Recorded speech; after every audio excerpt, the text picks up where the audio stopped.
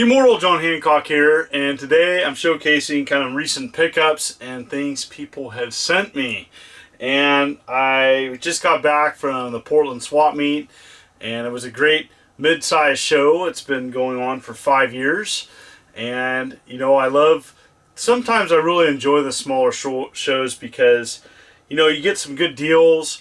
It's a little bit more personal, and I really appreciate living in the Northwest with the availability of so many game shows. My next show I'm going to be at is Cowlitz Gamers for Kids, which is March 30th in Longview, Washington, and I'll be talking more about that. It's its 10th year of the show, and so I'm really excited about it. But many of the same vendors are at the Portland swap meet, and wanted to showcase some of the things I picked up. But first, I want to show some of the things I purchased and things that were donated, etc.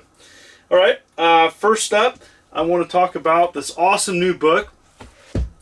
And Jeffrey Wittenhagen, he does a great book series. He's done a lot of books on different consoles and whatnot. And he does an awesome book called Hidden Gaming Gems. And he had a lot of support from the community on this. And it covers awesome different games of different genres and different consoles. And it goes on, and it's really sweet. So check out this book, Hidden Gaming Gems, and it's got some neat stuff. Just a good example. Great book, good friend, and I want to say that I've contributed to some of his other books, and it's pretty sweet book series. So if you haven't checked out any books by Jeffrey, he does some awesome stuff. So yes.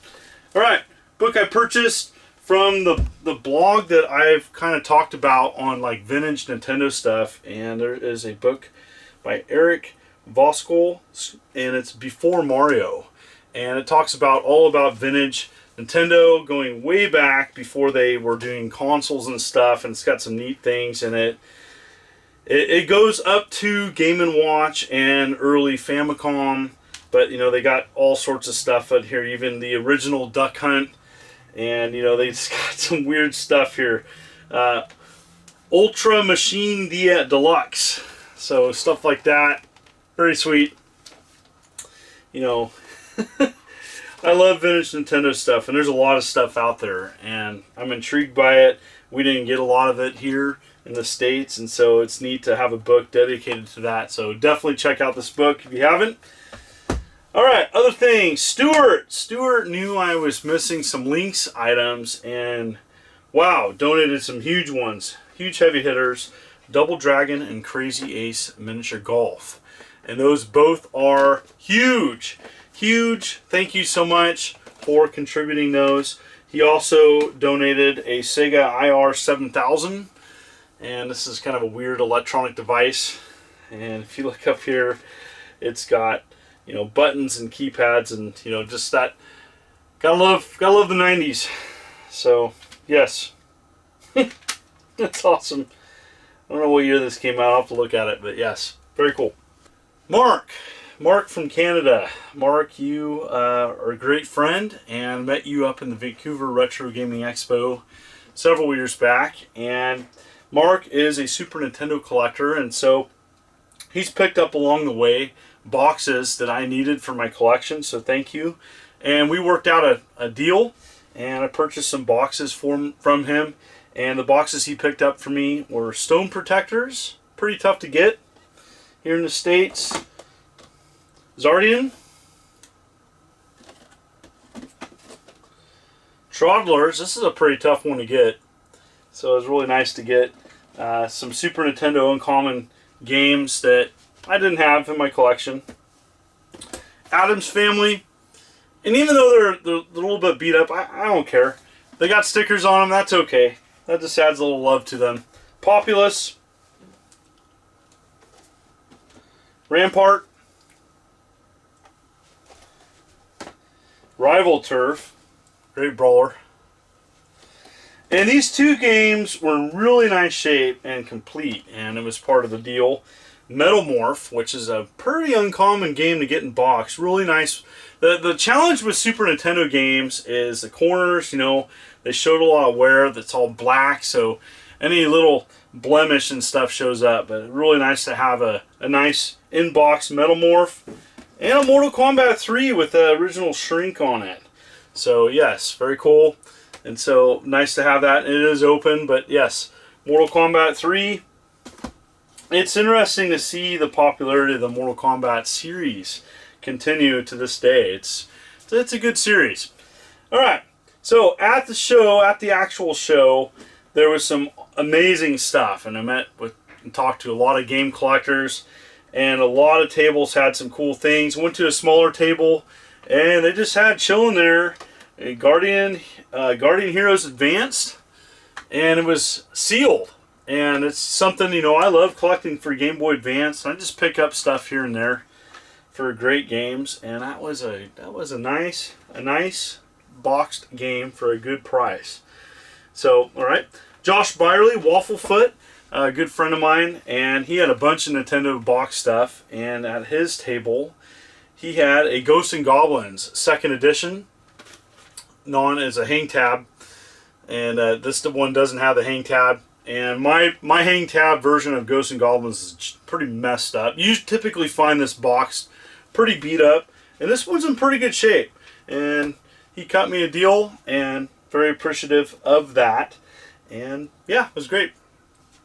Well, Pink Guerrilla Games was there, and it was always great seeing Kelsey and Cody. And my table was right by them at the show, and so got to talk to them, and they were doing kind of a cool thing that you would trade them something, and they would give you a mock game, Big Chungus, but inside there was an actual game that you would get for trading whatever, and they would take anything for trade. I had some Super Nintendo covers, and I traded them, and inside was a import PlayStation 2 Ridge Racer 5. So nice to see that. And kind of funny that they did that. Pretty neat. And then, forgot to mention this. So, Mark, previously, who I worked out a deal with the Super Nintendo, he picked up at Pink Guerrilla Games store. And it's Dodgeball. And it's, I'm probably not saying that right, but it's pretty much Dodgeball for the Mega Drive. So, I didn't have this. This is an exclusive. So, it was neat to have that Mega Drive game in my collection I didn't have. And, a lot of people ask me, what are you collecting now? I still collect kind of all over the place, but I'm going for GameCube and Wii U are kind of the sets that I'm collecting moving forward. Probably PlayStation, that's a big one, even though I have quite a bit of that. But, I'm missing some big games here and there. I'm still looking for NFL Blitz 2000 Greatest Hits, but, I'm still kind of collecting all over the place. John Riggs was there, and he had some cool stuff at his table. He had some Pico Interactive. I think they're either prototypes or reproduction or unreleased games. I don't know. I didn't look them up, but they're $10 for box Super Nintendo games that I didn't have. So, yes. So this one was Dora Continues, and so that was a good deal on that. Definitely want to fire these up. Apocalypse 2. Looks like a really simple homebrew game. But $10 box. Okay. And Cornbuster. I like these homebrew kind of style projects. And yeah, I want to check it out. Looks like a kind of like a breakout with like bosses and stuff. So yes. So checking out those. He also had a couple other things at his table. And I wanted to... he hooked me up. He had some Famicom disc games, and I forget the name of that, but it's supposed to be like an Arkanoid ripoff. And if someone knows in the comments, let me know.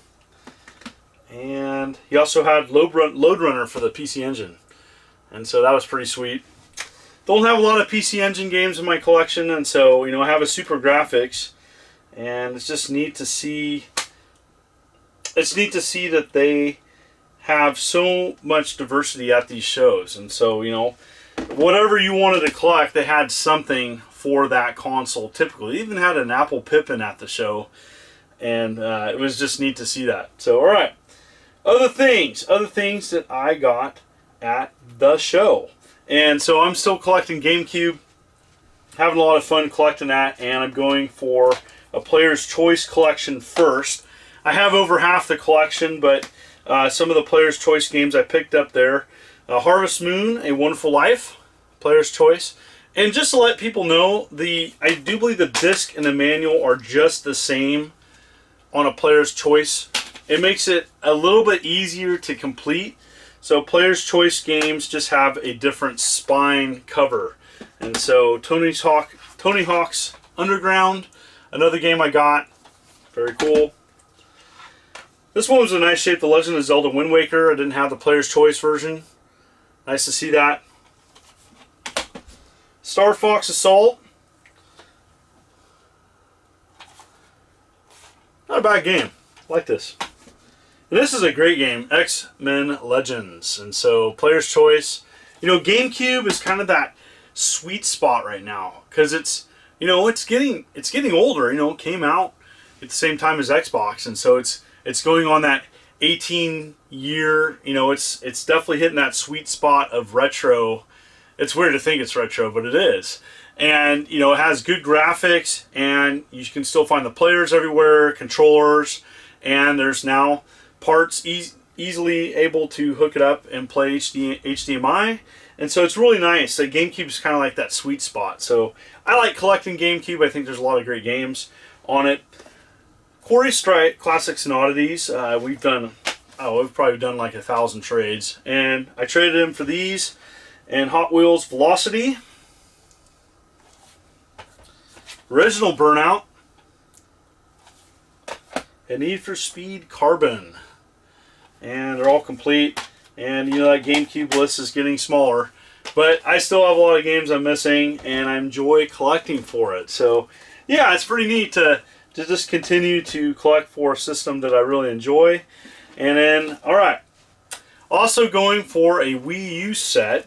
And you know, Wii U's not easy to find. I think Wii U's going to be a lot like Dreamcast. And you know, there was games at the show, but they weren't in abundance. You know, there was only, I think, I'm going to get this wrong. I think there's 162 or around 160 plus physical disc games for the Wii U, not to mention variants. And I got a couple there and decent prices. So I got Pokken Tournament. You know, that dropped once that came on the Switch, which is cool. I got a sealed Angry Birds trilogy. That one's pretty hard to get, and it was nice to get that. And then this is kind of cool. I got this, and I already have the game, but this is a variation I haven't seen. And so this is The Wonderful 101, which is a great game, but it has a refurbed product sticker on it from Nintendo. And it's underneath, it's actually on the actual artwork, but it's sealed.